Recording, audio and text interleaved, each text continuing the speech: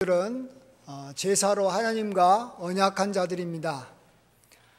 우리는 하나님께 제사를 드리고 하나님께서는 그 제사를 받으시고 우리에게 복을 내려주는 그런 관계인 것입니다. 이것이 바로 우리 하나님의 백성의 정체성입니다. 예배드리는 자입니다. 하나님의 백성의 가장 중요한 모습은 하나님께 나아가 예배드리는 것입니다. 하나님께서는 그것을 또한 기뻐하셔서 우리에게 많은 하늘의 복을 내려주신다는 겁니다. 우리가 그것을 대표적으로 알 수 있는 것이 솔로몬이 하나님 앞에 일천번제를 드렸을 때 하나님께서 그에게 나타나서 너는 내게 구하라라고 묻지 않습니까? 솔로몬이 재판에 필요한 지혜를 구할 때 하나님께서는 그에게 재판에 필요한 지혜만 준 게 아니라 이 세상 살아가는 데 필요한 또 나라의 왕으로서 또 아버지로서 필요한 지혜들 다 줍니다. 잠언서 보십시오. 또 솔로몬의 삶을 보십시오. 얼마나 하나님께서 다양한 각도에서 지혜를 많이 주셨는지 모릅니다. 그리고 하나님께서는 또한 지혜만 준 게 아니라 그가 구하지 아니한 것까지 장수도 주고 부귀도 주고 영화도 주시는 것을 보게 됩니다. 그렇습니다. 그래서 우리는 이렇게 하나님 앞에 예배드리는 자가 참으로 복된 자고 그건 엄청난 특권인 줄 믿습니다. 아멘. 이건 아무나 드리려고 한다고 드리는 게 아닙니다. 하나님께서 자기 백성에게만 하나님께 나아가서 이렇게 예배드리게 했고 또 하나님께서는 그걸 기뻐하신다라는 것이죠. 우리도 지금 교회에 나와서 오늘 지금 이 시간 드리는 예배를 우리는 일컬어서 주일 낮 예배라고 합니다. 이 예배를 하나님 앞에 올려드리면 하나님께서 기뻐하시고 또 우리가 구하는 것도 주십니다. 또 구하지 아니하는 것까지도 하나님께서는 내려주시는 겁니다. 이럴 때 어떤 분들은 나는 주일 이렇게 낮 예배를 드렸으니까 이제는 나는 충분하다 이렇게 생각하시는 분도 간혹 있을 것입니다. 주일 낮 예배를 빼놓고는 어떻게 보면 의무 상황은 아닌 것 같습니다. 자기가 원해서 선택해서 예배 드릴 수가 있습니다. 그러나 정말로 자기 자신이 하나님 앞에서 예배 드리는 자고 또 예배의 축복을 안다면 오후 예배도 드릴 수밖에 없고 수예배도 드리고 다른 예배도 아마 저는 사모하지 않을까 이런 생각을 해봅니다.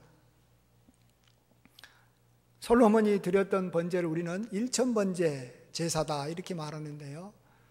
하나님께서는 물론 다른 번제에도 하나님께서는 응답해 주셨지만 이 솔로몬이 드린 일천번제 특별히 응답해 주셨습니다. 우리는 일천번제라는 것이 뭡니까? 성경에서 100이나 1000이라는 숫자는 굉장히 많다라는 것을 의미합니다. 그래서 하나님께서는 이렇게 많이 자주 풍성히 드린 이 예배를 하나님께서 굉장히 기뻐하셨다라는 것을 우리가 알 수 있지 않습니까? 우리도 누구나 다 주일 예배, 주일 낮 예배만 드리면 언젠가는 일천번제를 드릴 수 있습니다. 한 주에 한 번씩 드리니까 일천번제 드리려면 얼마나 걸릴까요? 1년이 52주니까 한 20년 정도 드리면 누구나 다 주일 예배만 드리면 일천번제 드릴 수 있습니다. 그럼 하나님께서 일천번제 드린 자에게 축복해 줄 것인데 그러한 축복을 몇 번이나 누립니까? 우리의 일생이 강건하면 한 80 정도 사시니까 보통 한 두세 번 정도 드리다가 우리의 생을 마치는 겁니다. 이때 우리는 내가 일천번제를 한 두세 번 드리고 마치면 내가 하나님으로부터 그 일천번제로 말미암는 축복은 그 정도밖에 받지 못하기 때문에 나에게는 손해다라는 것을 빨리 알아챌 줄 알아야 됩니다. 예배는 정말 많이 드리는 것이 복이라는 것을 아셔야 됩니다. 예배는 하나님과의 만남이라고도 말합니다.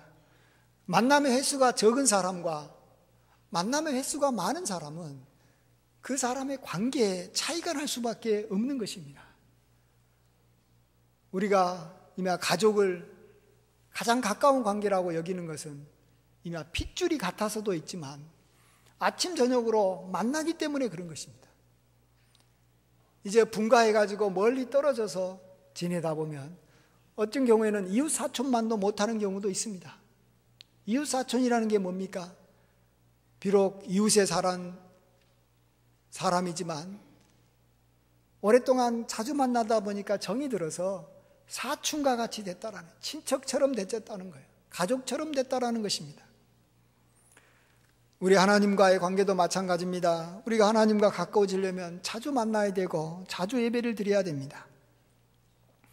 근데 어떤 성도님들은 이렇게 말합니다. 오늘 본문 말씀을 가지고 하나님께 나아가는 예배는 영과 진리로 드리는 정말로 질적인 예배를 드려야 된다.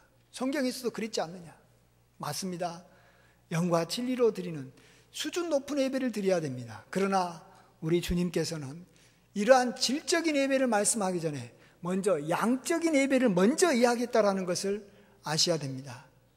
그게 어디 있습니까? 오늘 본문 20절, 21절에 나옵니다. 우리 같이 한번 읽어보겠습니다. 우리 조상들은 이 산에서 예배하였는데 당신들의 말은 예배할 곳이 예루살렘에 있다 하더이다. 예수께서 이르시되 여자여 내 말을 믿으라. 이 산에서도 말고 예루살렘에서도 말고 너희가 아버지께 예배할 때가 이르리라. 아멘. 이 사마리아 여인은 궁금한 것이 하나 있었습니다. 우리들은 지금 이 산에서, 그리심 산이라는 곳에서 우리들은 예배를 드렸는데 유대인들은 자꾸 예루살렘에서 예배드리라고 하는데 누가 맞습니까? 그때 예수님은 정말로 놀라운 말을 합니다. 그 당시에 누가 들어도, 유대인이 들든 사마리아인이 듣든 이건 정말로 용납할 수 없는, 믿기 어려운 말을 합니다. 이 산에서도 말고 예루살렘에서도 말고 아버지께 예배할 때가 오나니 곧 이때라, 이렇게 말합니다.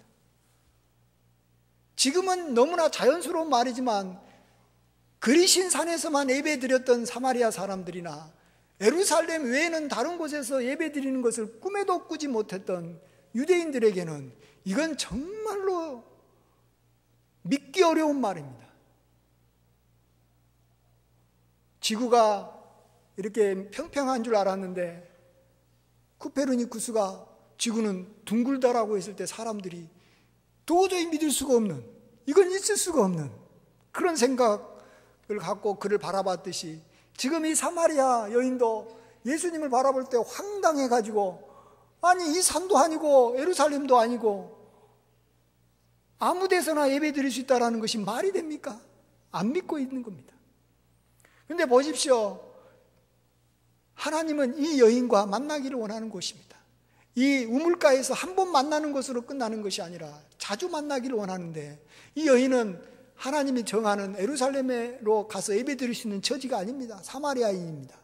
하나님과 만날 수 있을까요? 나아가서 우리들은 어떻습니까? 예수님 믿는 우리들이 만일 예루살렘에서만 하나님을 만나라고 한다면 우리는 지금 비행기 티켓을 끊어가지고 예루살렘으로 가는 비행기에 늘 우리 몸을 싣고 가서 주일마다 예배 드려야 되는 거예요. 그러면 1년에 한 번 부자들이나 그렇게 예배 드리지 누가 예배 드릴 수 있겠습니까? 그런데 보십시오. 사마리아인이 이런 그 그리신 산에서, 또 유대인들은 하나님께서는 예루살렘에서만 예배 드리라고 했습니다. 그 전까지는. 왜 그랬을까요? 그것도 이유가 있는 거예요. 나름대로는. 그래야지만이 예배의 수준을 유지할 수 있기 때문에 그런 것입니다. 예배의 질을 항상 이렇게 높일 수 있기 때문에 막 아무 데서나 드리고 아무 방법으로나 드리고 이런 식으로 했다가는 이게 하나님께 드리는 것이 뭐 꼭 이방 우상신에게 드리듯이 막 드려버리고 막 이게 제대로 못 드릴 수가 있기 때문에 하나님께서는 딱 장소를 정하고 절차를 정해준 겁니다. 그래서 반드시 한 장소에서 드리는 것이 예배의 질을 유지하는 데는 너무나도 중요하고 좋습니다. 그런데도 불구하고 하나님께서는 과감하게 이제부터는 이것을 철폐하겠다, 그러지 않아도 된다. 너희들이 어느 장소든 예배하는 장소를 정해놓고 그곳에서 예배드리면 내가 그곳으로 가서 그 예배를 받겠다라고 하신 겁니다. 왜 그랬을까요? 그것은 하나님께서는 질적인 것은 약간 양보하더라도 사마리아 여인 같은 너, 우리들을 말합니다. 우리 그리스도인들과 자주 만나기를 원한다라는 것입니다. 내가 너희들의 예배를 자주 받고 싶다라는 뜻입니다. 우리도 누군가 사랑한다면 어떤 정해진 장소 한 곳에서만 꼭 만나야 될 이유가 없지 않습니까? 사랑하는 여인이 처음 만날 때는 아주 고급 식당에서만 만납니다. 그리고 호텔 로비 같은데 호텔에 있는 카페에서 만나지만 좀 친해지다 보면 이제는 길거리에서도 만나고 아이스크림 먹으면서도 만나고 여기저기서 만나는 관계가 그게 사랑하는 관계가 되는 것이고 더 발전적인 관계인 것입니다. 우리 주님께서는 자주 만나는 것을 그렇게 원하셨기 때문에 이제는 한 장소에서 예배드리는 것을 폐하시고 하나님께서는 우리에게 어디서든지 하나님께 나오면 내가 그들의 만남과 그들의 모임에 함께 하겠다라고 주님께서 이렇게 약속해 주신 것입니다. 그래서 제가 또 우리 5월 달에 특별히 제안하는 것이 가정 예배를 드리자는 것입니다. 교회에서 나와 예배 드리는 거 참 귀하고 아름다운 것입니다. 주일 낮 예배에 나오시는 분은 마음속에 오후 예배에 나오는 것을 귀하게 여기십시오. 정말입니다. 오후 예배에 나오시는 분하고 낮 예배에 나오시는 분은 결국 하나님과의 만나는 횟수가 배나 차이가 납니다. 이것을 일평생 가다 보면 이건 엄청난 차이가 날 수밖에 없는 것입니다. 수예배까지 나오신 분과 주일 낮 예배만 나오신 분은 3배 차이가 납니다. 만나는 횟수만 봐도. 이것은 세월이 흐르면 이것은 도저히 따라갈 수 없는 관계가 됩니다.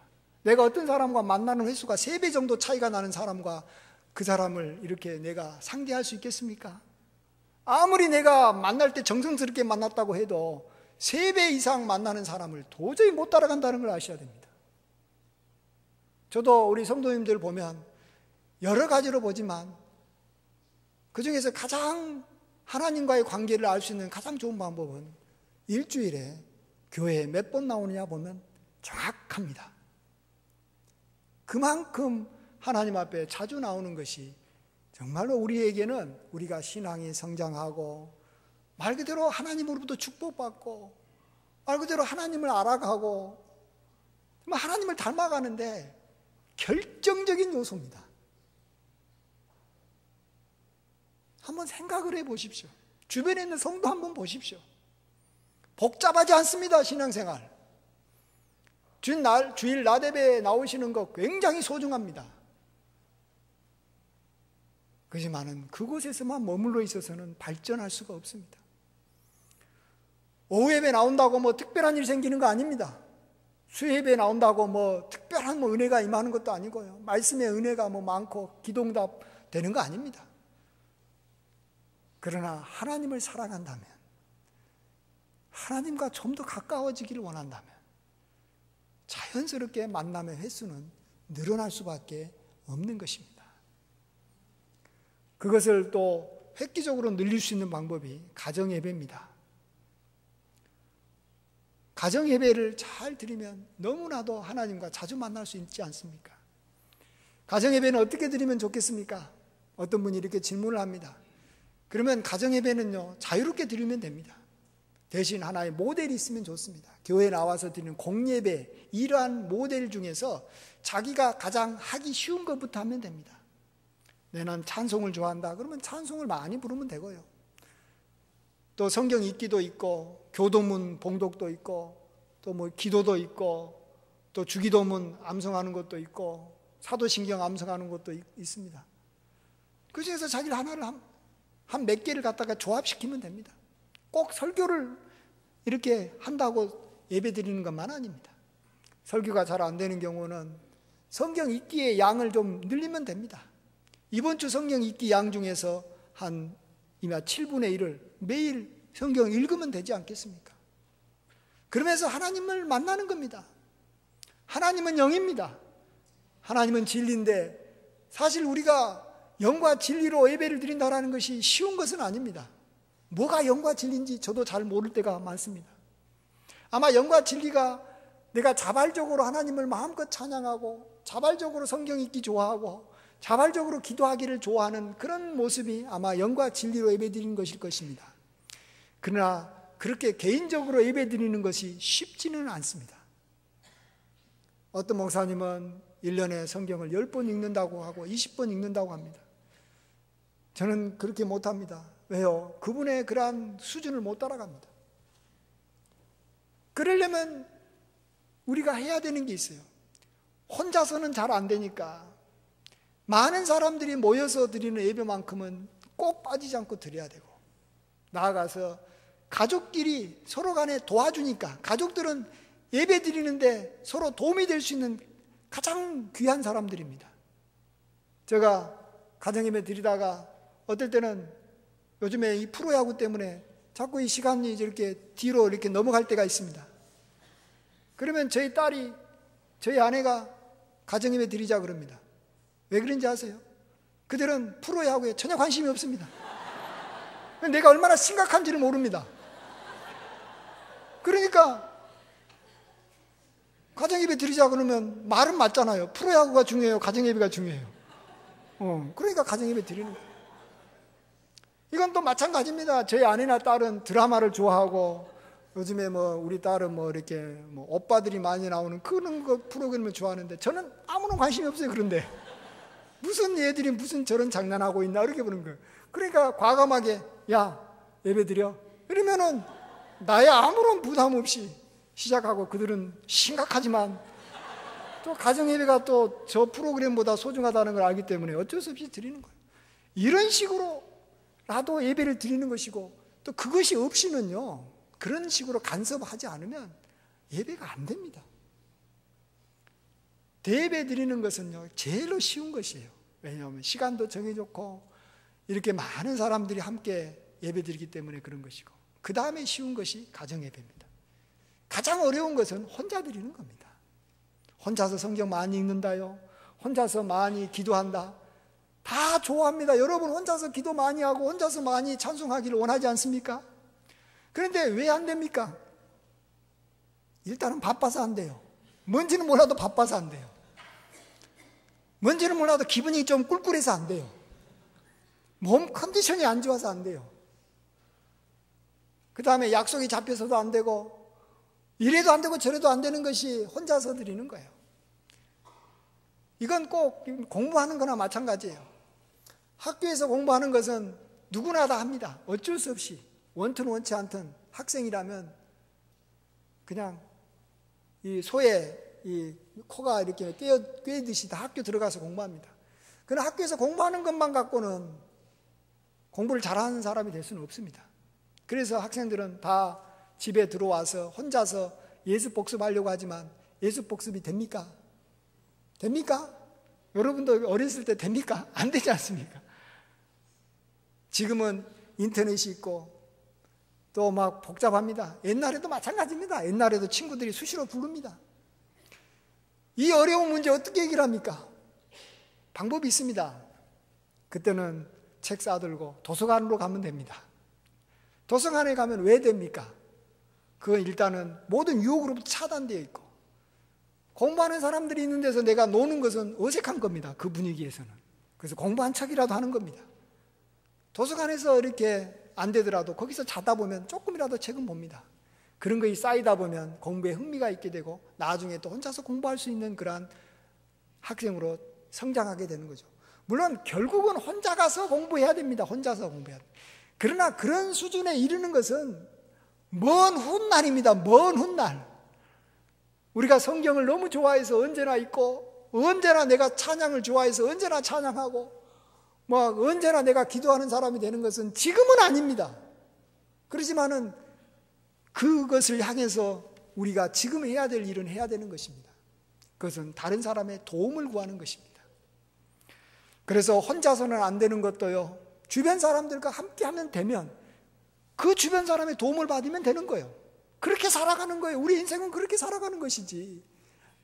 안 되는 일 막 힘쓰고 애쓰다가 결국은 안 되니까 어쩔 수 없다. 그것은 정말로 우리가 실패하는 인생으로 사는 그런 방식인 것이죠. 그래서 우리 다른 구절도 많이 있지만 한번 우리 전도서 4장 9절 10절 우리 한번 같이 한번 한 목소리 읽어보겠습니다. 두 사람이 한 사람보다 나음은 그들이 수고함으로 좋은 상을 얻을 것임이라. 혹시 그들이 넘어지면 하나가 그 동물을 붙들어 일으키려니와 홀로 있어 넘어지고 붙들어 일으킬 자가 없는 자에게는 화가 있으리라. 우리는 넘어집니다. 혼자서 성경 읽으려고 하다가 안 됩니다. 혼자서 기도하려고 하다가 안 됩니다. 그러면 누가 붙들어 일으킬 자가 있으면 일어나는 것입니다. 혼자 있는 자는 화가 있을지어다라고 말합니다. 항상 마음속에는 원이지만 육신이 약해서 자기에게는 늘 좌절감과 패배의식만이 있을 뿐입니다. 그래서 우리가 마음에는 원하지만 그걸 할 수 있는 그러한 어떤 이 강건함이나 담대함이나 또 어떤 이 결단이나 의지력이 늘 부족한 존재라는 것을 인정해야 됩니다. 우리는 죽을 때까지 그렇습니다. 그래서 우리는 항상 모이기를 힘써야 되는 것입니다. 두세 사람이 주의 이름으로 모이는 곳에 주님께서 함께 하신다라는 것입니다. 나 혼자 있으면 화가 있을지어다. 그래서 우리는 가정예배를 좋게 여겨야 됩니다. 가정예배를 우리가 즐겁게 우리가 드려야 되는 것입니다. 세상 사람들도 양이 질을 결국은 좌우한다라는 것을 잘 알고 1만 시간의 법칙을 말합니다. 어떤 일이든지 하루에 3시간씩 10년 정도 1만 시간은 투자해야지만이 성공을 기대할 수 있다는 것입니다. 그런다고 반드시 성공하는 것은 아니지만 1만 시간 정도는 투자하고 난 다음에 성공할 것이냐 실패할 것이냐를 기대할 수 있다는 것입니다. 우리 성도들에게서는 다른 건 몰라도 예배에서만큼은 성공해야 됩니다. 다른 건 실패해도 예배에서 성공하면 다 모든 걸 보완할 수 있고 하나님이 주신 축복으로 모든 것을 다 누릴 수가 있습니다. 그러려면 우리가 예배하는 시간이 일단은 많아야 됩니다. 나는 질로 승부하겠다라는 것은 내 자신이 누군지를 모르는 것이고 내가 예배드리는 분이 영이신 하나님이라는 걸 모르기 때문에 그런 것입니다. 영이신 하나님께 우리가 질로 승부할 수는 없는 것입니다. 우리같이 비천한 자들은 양으로 승부할 수밖에 없는 것입니다. 머리가 나쁘면 시간이라도 많이 투자해야 되는데 머리도 나쁘면서 시간도 투자하지 않으면 아무것도 못하는 것이 그건 어쩔 수 없는 거예요. 우리는 천재가 아니에요. 우리는 하나님을 잘 몰라요. 성경 말씀이 뭔지도 잘 몰라요. 그러면 방법이 하나밖에 없어요. 많이 오랫동안 엉덩이로 하는 거예요. 엉덩이로 몸으로 때우는 거예요. 그러다 보면 나중에 이제 눈이 띄기 시작하는 겁니다. 언제쯤 눈이 뜰까요? 한 10년 후에는 눈이 띄는 것이고 정말로 10년 후에는 내가 자발적으로 내가 좀 하나님 앞에 나아갈 수 있는 자가 그때 되는 겁니다. 그때서 영과 진리의 예배가 가능해지는 것입니다. 어떻게 처음부터 영과 진리로 예배 드리는 것이 가능하겠습니까? 로마 시대 때 이렇게 그리스도인들이 예배 드리면 예배 드리는 사람만 잡아가지고 감옥에 보내는 시대가 있었습니다. 그러면은 감옥에 안 가는 제일 좋은 방법은 예배를 혼자 드리면 됩니다. 그렇죠. 혼자 드리면 되잖아요. 혼자 기도할 수 있잖아요. 그런데도 신기하게도 하나님께서는 감옥 가고 또 잘못하면 예배 드리다가 잡히면은 죽을 수도 있는 상황에서 하나님은 그래도 모여라라고 말합니다. 우리 함께 히브리서 10장 25절 말씀 한번 읽습니다. 모이기를 패하는 어떤 사람들의 습관과 같이 하지 말고 오직 권하여 그날이 가까움을 볼수록 더욱 그리하자. 그래서 사람들은 모이기를 패하는 습관을 가졌습니다. 그래야지 내가 살 수 있으니까. 그래야지 내가 혼자서라도 성경 볼 수 있으니까. 감옥 들어가면 안 되니까, 죽으면 안 되니까. 근데 하나님은 그 다음 단계를 알고 있습니다. 혼자서 성경 보고 혼자서 기도하다가는 결국은 이것을 패하게 된다. 이것을 결국은 못하게 된다라는 것을 하나님께서는 알고 계십니다. 어차피 모이지 않고 혼자서 하게 되면 한 1년이나 2년 뒤에는 못하게 돼 있는 것입니다. 그래서 목숨을 걸고 해라는 거예요. 모이다가 붙잡혀서 감옥에 들어가는 한이 있어도 죽음을 각오하고 모여라는 거예요. 우리 인간은 그런 존재라는 걸 아셔야 됩니다. 우리는 모이지 않으면, 누군가가 주변의 사람으로부터 간섭을 받지 않으면 우리는 선한 일을 못합니다. 특별히 선한 일 중에서 최고의 선한 것이 예배 드리는 것인데, 왜 이게 힘드냐 그러면, 마귀는 다른 선한 것은 다 하도록 허락해줘도 예배만큼은 집중적으로 방해를 하기 때문에 그렇습니다. 너가 원하는 선한 일 구제해라. 혼자서 기도하고 싶은 거 해라고 합니다. 그러나 결국은 예배 못 드립니다. 기도 못하게 합니다. 우리 기도원에 한번 올라가는 거 정말로 하나님께서 도우시고 마귀를 제어하지 못하면 우리 기도 못합니다. 혼자서 기도하는 거 못합니다. 그렇기 때문에 우리는 이 엄청난 방해를 극복하는 가장 좋은 방법은 함께 나아가는 것입니다. 그래서 주님께서는 두세 사람이 내 이름으로 모인 곳에는 나도 그들 중에 있겠다라고 약속하신 것입니다. 우리가 자발적으로 혼자서 예배드리고 기도하는 것 참 좋습니다만 그건 우리의 소망일 뿐입니다. 실제로는 그렇게 되지 않습니다. 그래서 항상 함께 모여서 드리는 예배의 횟수가 지금보다는 다음 주에 좀 더 늘어나시길 바랍니다. 그는 좋은 방법이 가정예배니까 가정예배를 좀 아내와 남편 두 사람이 드려도 좋습니다. 일주일에 한 번이라도 드려도 좋습니다. 그러면 벌써 하나님께 나아가는 횟수가 2배가 되지 않습니까? 3배가 될 수도 있습니다. 혹시 지금까지 그러한 면에 관심이 없으신 분이라도 오늘이라도 좀 가지시고, 저희 나가시면서 이렇게 이 1000번째 우리 기록 카드가 뒤에 다시 빛이 되어 있습니다. 우리는 사실은 1000번째만 드려야 될 사람이 아니고요. 우리는 앞으로 7000번째를 드려야 됩니다. 아니요, 평생에 100,000번째 이상 드려야 됩니다. 그건 우리에게 주어진 특권입니다. 스스로 그것을 포기한다라는 것은 정말로 참 다른 데서는 성공했을지 할지라도 이 예배에서 하나님과 가까워지지, 예배를 통해서 가까워지지 않았기 때문에 그의 인생은 결국은 불행한 인생이 됩니다. 꼭 우리는 하나님께 자주 많이 하나님 앞에 나아가는 것을 사모하시길 바랍니다.